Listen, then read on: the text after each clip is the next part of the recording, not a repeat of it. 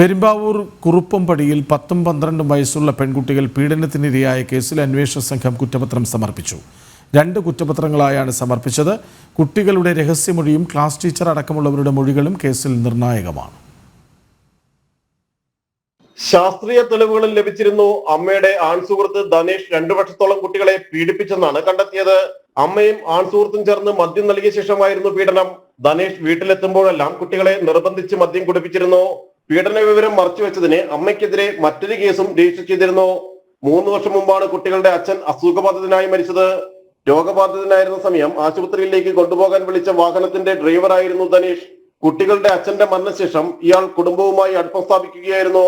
കുട്ടികൾ സഹപാഠികൾക്ക് എഴുതിയ കത്തിലൂടെയാണ് പീഡന വിവരം പുറത്തായത്. മജിസ്ട്രേറ്റ് കോടതിയിൽ പെൺകുട്ടികളുടെ രഹസ്യമൊഴിയും രേഖപ്പെടുത്തിയിരുന്നു.